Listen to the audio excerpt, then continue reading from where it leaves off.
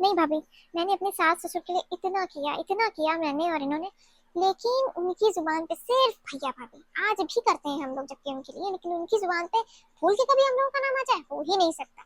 सब कुछ उनका, बड़ा बेटा बहू, छोटे बेटा बहू, बेकार एकदम कूड़ा करकट।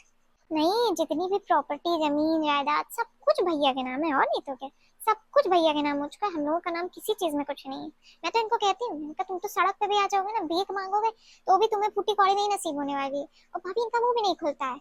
मैंने तो एक बार भाभी बोल दिया अपनी जेठानी से, मैंने कहा ऐसा है भाभी, हम लोगों का हमारा हिस्सा आप दे दीजिए, काम खत्म हो जाए।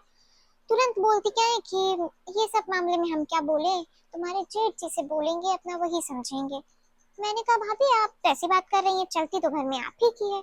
आप बोल ऐसे रही हैं जैसे उनकी मर्जी के बिना आपके घर का पत्ता भी नहीं हिलता। तुरंत चुप। उसके बाद मुंह से कुछ निकला नहीं दोबारा उनके। मेरी जेठानी बहुत शातिर औरत है, अभी आप उनको समझी क्या हो। मेरे बच्चे तो उनके गुलाम, मेरा आदमी तो उनका गुलाम। ताई जी इतनी अच्छी, भाभी इतनी अच्छी। मैंने सोचा भाभी हमसे पूछो, भाभी कितनी अच्छी, खून पी ले भाभी ऐसी है। अरे भाभी यहाँ आके बैठ के हमारी सास ससुर की नंद की इतनी बुराई करती है आके, लेकिन हमारी सास को अगर बताओ तो मजाल है जो वो मान जाए।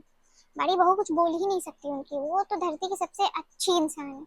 हम गलत हैं जो हम बता रहे हैं, आप बोल दीजिए आप गलत हो जाएंगे वो, लेकिन जिसने बंदी ने बोला है वो गलत नहीं हो सकती कभी भी, धरती इधर की उधर हो जाए। हम हजारों बार बोल चुके थे भाभी कि बंटवारा कर लो घर में, लेकिन उल्टा ही आदमी मेरे ऊपर चढ़ जाता था कि तुम घर में तोड़ फोड़ करवाना चाहती हो, बंटवारा करवाना चाहती हो, आग लगाना चाहती हो, टुकड़े करवाना चाहती हो, कि पता नहीं क्या क्या।